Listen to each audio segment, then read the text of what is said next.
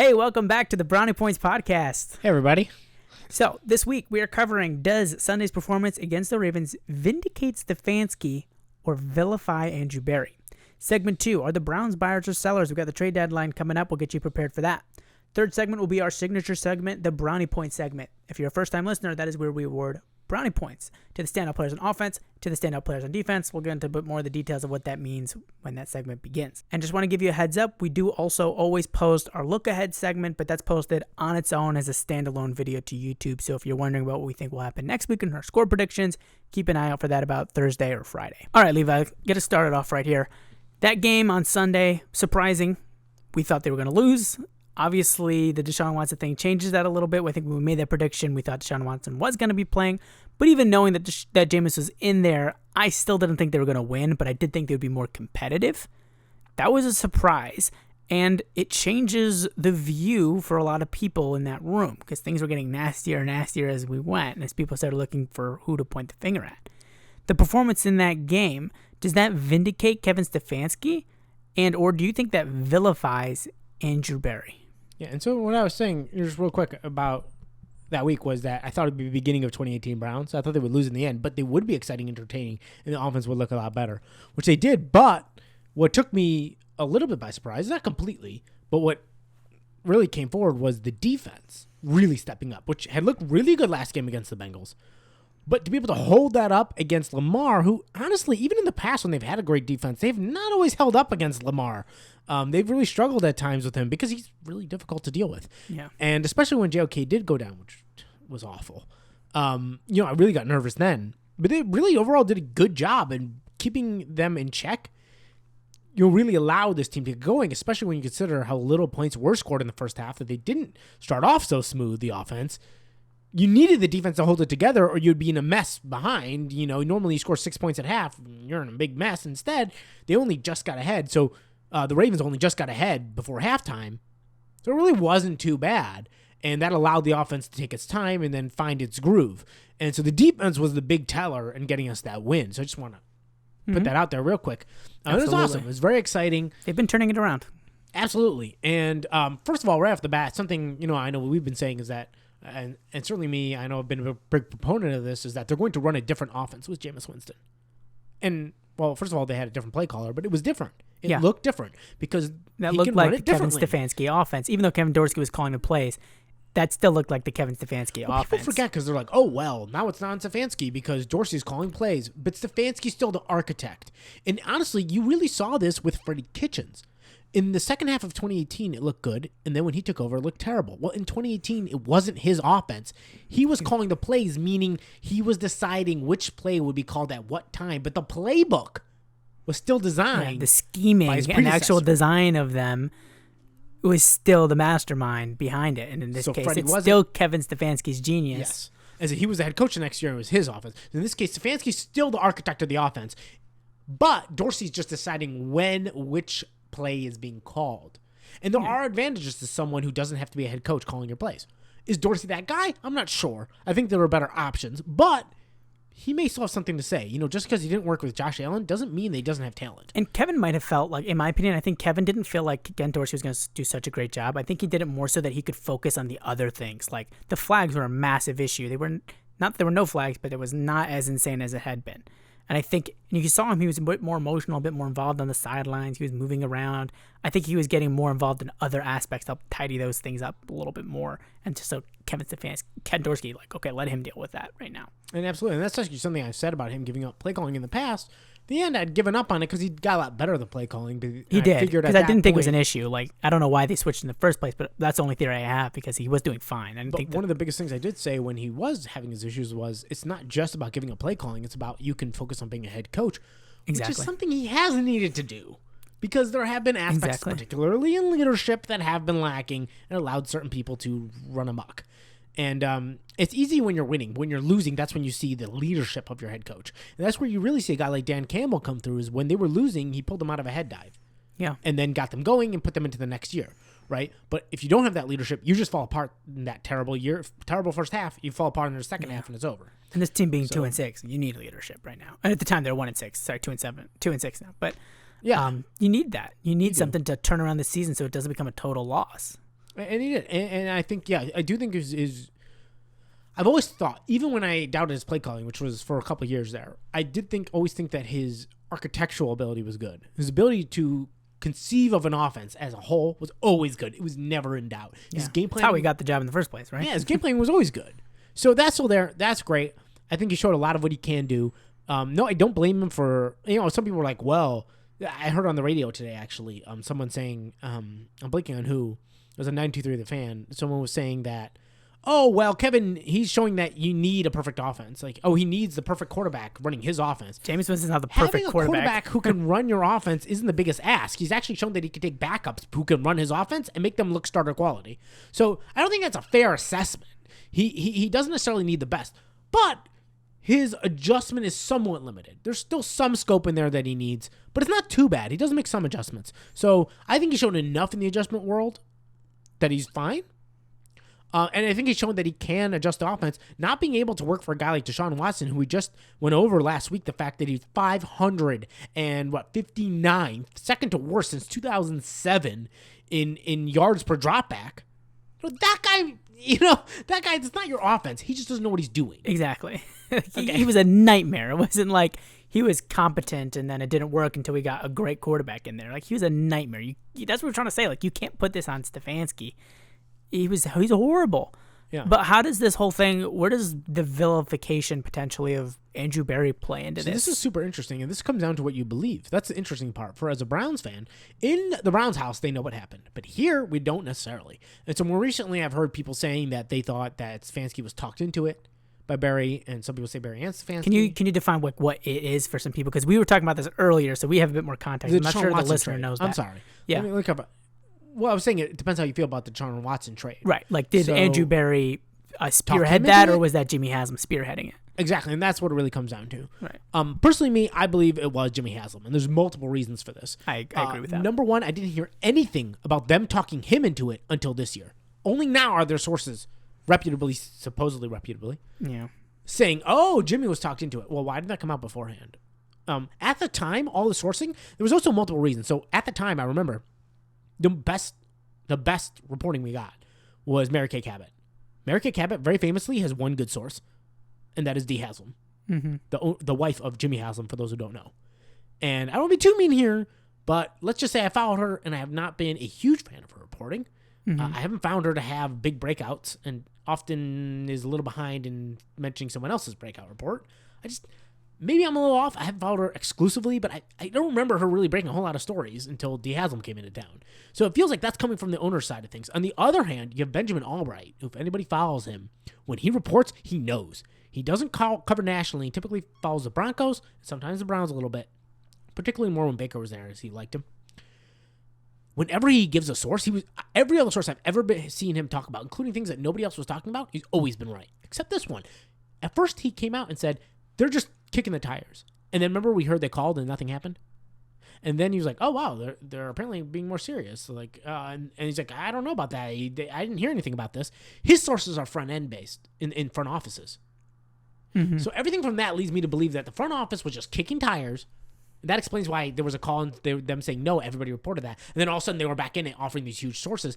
That feels like an owner move to me. I feel like the owner did it. And the last nail in this is they gave him a 5-year extension last year. If you're the owner and your guy just talked you into giving $250 million and a lot of picks up. And bad PR. And moving on from your guy and doing all that from supposedly this new reporting that you're hearing is now saying that he loved Baker. So if you're telling me I'm the owner and I love the guy, but he's had a rough year, but I love the guy.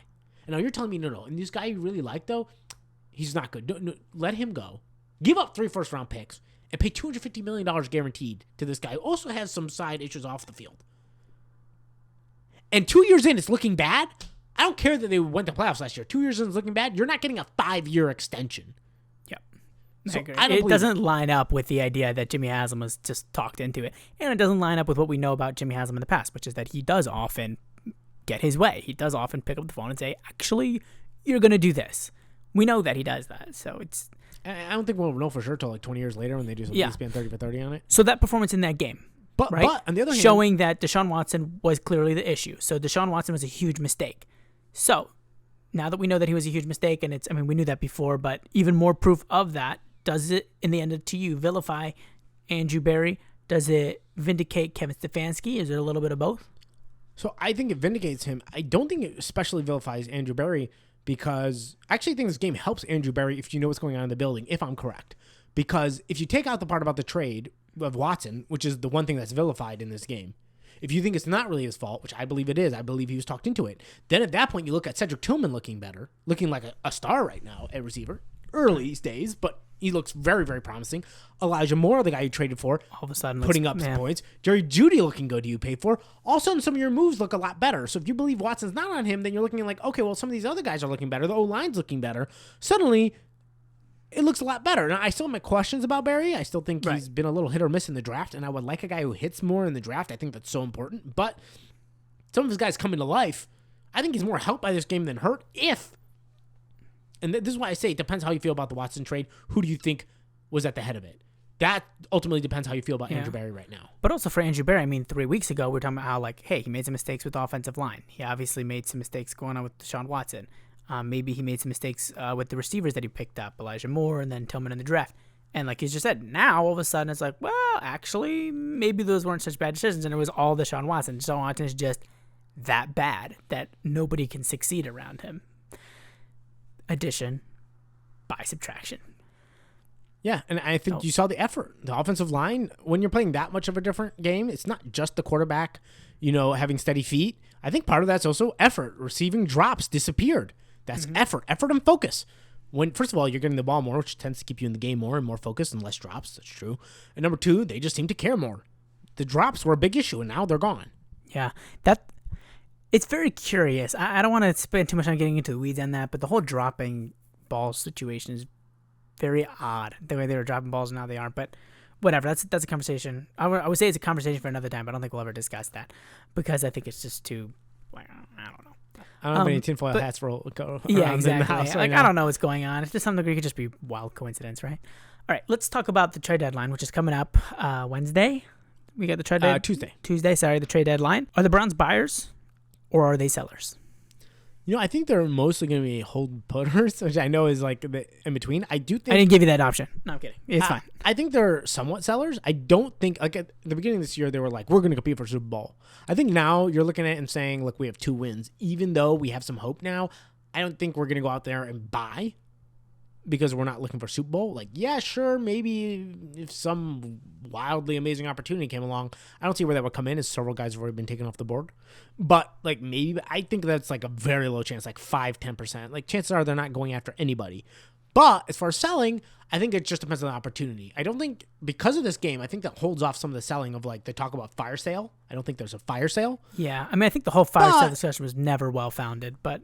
Yeah, probably not. But the discussion's dead now, right? Or will be dead, I think. But I do think that guys like Zadarius Smith, guys who are veterans of 1-year deals, near the end of their deals, guys who have limited value, but like they do have some value to teams who think they can make a Super Bowl run this year. Right. You can get value out of them, which is a big reason why Amari Cooper was traded, why it was a good trade, because at the end of the day, he wasn't going to be with you next year. Didn't look like you were doing much this year, and you got a 3rd-round pick out of him. That's a good move. And he got back more than what we gave up to get him, right? See, you gave up, what was it, 4th and a 5th or something to get him? This is a 5th. Got... fine, a 5th-round pick, got 2,000-yard receiving seasons out of him, and then traded him for a 3rd-round pick. So, I mean, that's a win. Again, Zadarius Smith is post-30. He's got limited availability left. He's probably not going to be with you next year anyway. If someone is looking at a Super Bowl run, wants a pass rusher, and they're willing to give you a 4th-round pick, let alone, fingers crossed, a 3rd, I think that makes a lot of sense. So that's a guy you could probably see getting dealt. But guys like JOK, even if he hadn't gotten injured, we're never going to get dealt. A Newsome is a guy who might get dealt if a good offer comes across the table. Yeah.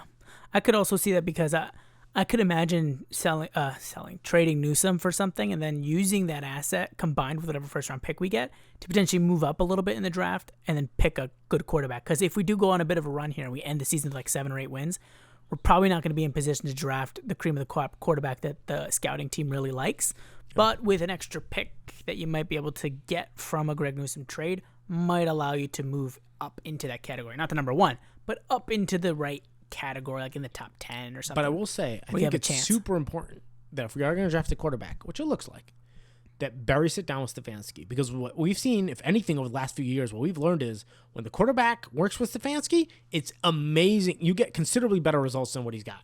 Yeah. Considerably. And when you've got a guy who doesn't, it doesn't really matter. It just doesn't work as well. Mm-hmm. So please sit down with him and talk about who his guys are. And I know there's like an idea like, okay, the coach should be able to mold his offense around who he has. And there's truth to that. But at the same time, like that's very, very, it's easier said than done. Let's put it that way. It's easier said than done. You can just mold and shift everything about your team to fit whoever you've got with you. At the end of the day, this is what Kevin Stefanski is best at. So get him a quarterback who does that well. Yeah. Instead of playing games and just picking up whatever the best talent available is, no matter what their style is. That doesn't make sense because the same thing that applies to Stefanski, people saying, oh, mold offense to what you have. Andrew Berry also has a responsibility to mold his picks to what he has. What is Kevin Stefanski's strengths, right? So top down, especially when the guy has shown what he can do when you give him someone with the strengths, right? So he's giving you a reason to do it. Exactly. And like at the end of the day, with Kevin Stefanski, what you have is what you have. Do the best with it. But Andrew Berry, hey, supply him with a quarterback that makes sense. So we'll get more into the draft and everything to get later in the season. But I'm in agreement with you here. I don't think the Browns are sellers, and I don't think they're buyers either. It doesn't really make sense in either direction. I think that if they were still playing Deshaun Watson and we still had a lot of things we didn't know, I could see them being willing to move off a couple guys. But having this game, Jameis plays well. I think they're going to want to see what continues to happen. And it's confirming that the team actually is still okay, is still a playoff level roster, potentially, right? Again, we're extrapolating a little bit from just that one game with Jameis, but assuming that holds up, it proves that this is still a playoff roster. And it's just need to make sure you have the right quarterback in place. But it is still a playoff roster. You don't trade away a playoff roster. Maybe a guy at the end of their deal, and those guys who would have been dealt anyways. But the results of this season at this point now aren't going to shift you from being buyers into sellers. I think they're just smack in the middle. Doesn't make sense to pick anybody up. You're not going to save the season anymore, and you'll get a decent draft pick, but don't be sellers either. So that's what I think they should be. All right, let's finish off our episode with our Brownie Point segment. Once again, that's where we had Brownie Points to the standout players on offense and to the standout players on defense. We give out 3 Brownie Points, 2 Brownie Points, and 1 Brownie Point on offense and on defense, and you only get it if you actually earned it. So some weeks we don't even give out any Brownie Points if it's really bad. All right, so let's start off with the offense. I think we're in complete agreement, actually. Yeah. This is the first time I think we've ever been in complete agreement, on offense and on defense. But I digress. Offense, who are, I guess, our Brownie Points on offense? Yeah, so first of all, so exciting to be having a hard choice on offense. Absolutely. First time in a long time. First time since last year. But I think very clearly the 3 Brownie Points winner is Cedric Tillman. Yeah. I mean, last week he looked good, and then this week, 8 for 99, 2 touchdowns, including the game-winning touchdown. Yeah. He looked phenomenal. He looks like a receiver on the rise. Suddenly, Cooper's gone, and Jameis Winston's behind center. It's his Christmas. Like, he's the man. Like, he looks like a legitimately good receiver, and it's not, he's making 1 or 2 big plays, which inflates his stats. He's consistently coming up with the plays.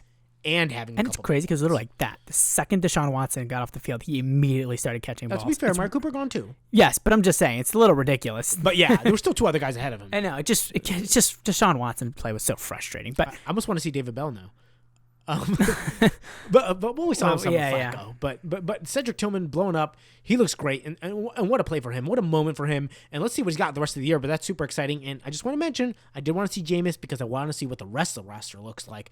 Isn't that a big answer to know about Tillman, to know who you should draft next year, who should keep as a free agent next year, like Elijah Moore? Just to add a little bit more context, that's really important to like what you were just saying there, because we were talking about last week. Hey, like maybe we should play Jameis because the benefit of playing Jameis is that it will allow you to actually evaluate what else you have, because sometimes the quarterback is so bad, nothing else can look decent. All of a sudden, Jameis in there, the offensive line doesn't look horrific anymore. They still weren't incredible or anything, but they looked a heck of a lot better than they did before. And all of a sudden, Elijah Moore exists, and Cedric Tillman exists, and all of these players, all of a sudden we have actual receivers instead of just one guy or 2 guys. So it's huge. And then who do you got at 1 Brownie Point? Oh, 2 for 2 Brownie Points. Well, you said 3. We have Cedric Tillman. 2. We have. I did mention that. Oh, we didn't get to that. Okay, so who do we got at 2? Okay, you want to restart that, and so we can edit it out or no? Oh no, you should have just continued. Now I have to edit it out, but sorry, that's fine. So for 2 Brownie Points on offense, I have Jameis Winston. He doesn't get 3 because he made certain key mistakes, being a fumble. And the fumble is really bad because it was at the end of the half. There wasn't a ton of time left. It was 3rd and long. And they're telling him, hey, the one thing we worry about is a turnover. The only thing you have to worry about is a turnover. Worst comes to worst, you punt it, you throw it away, you punt it. We have a 6-3 lead. And, the way defense is playing, we should be able to keep him from scoring. There wasn't much time left in the game. And, all's well. But he fumbles, and then they get the ball right there and go into the halftime with a lead because of it. So that's a bad one. And then he did throw an interception that got dropped, but he threw one that you're like, where are you throwing it at? Right in that last drive, and it was just dropped by the Ravens defender. So he still gets 2 because at the end of the day, he accelerated this offense. He had 300 yards. He had 3 touchdown passes. He made some absolutely huge plays, and so he deserves a lot of credit, but those mistakes will keep you from being the top performer of the week. Yep. And then for one brownie point, just to finish it off, David Njoku. And, he's just a consistent performer. And it's tough because I do want to mention, of course, Jerry Jeudy and Elijah Moore particularly did look really good. 80 yards. He looked really good. But Njoku we're going to give the credit to because, as you put it, his catches were great and a touchdown. If you want to but they were phenomenal catches. It wasn't just like, okay, he got open. And there's credit to being open, too, but his catches were bailout type of catches. And that touchdown wasn't easy either. Yeah. He had to keep good concentration. It was diving just past the edge of the defender. Exactly. So, I kind of value, even though he had technically less catches and less yards than Elijah Moore, I value those more, the ones that he had. So, all right. So, that's what we got for our offensive brownie points. Let's run through our defensive brownie points. At 3, we both have Denzel Ward. He's continued to be lights out, shut down, ward on, whatever you want to call it, but he's been one of the best cornerbacks in the NFL, arguably even maybe the best cornerback in the NFL the last couple of weeks, which is what we know he can be. And then at 2 brownie points, we have JOK. What do you have? I think he had a sack. I think he had 3 tackles for a loss. I think he had 5 tackles overall. He got injured, but he still had a good game, and he was playing well. He would have continued if he'd obviously been able to stay on the field. And then at 1 brownie point, we have Zadarius Smith, also a sack, 2 tackles for a loss. Another quality game from him. I really liked how he's been playing for the Browns and providing some veteran leadership, but then also some actual production, not just a guy that, because sometimes, they pick up those guys and they're really basically just cheerleaders and motivational guys, but he's actually producing as well. So he's been very impressive. I don't know if there's anything you wanted to add there.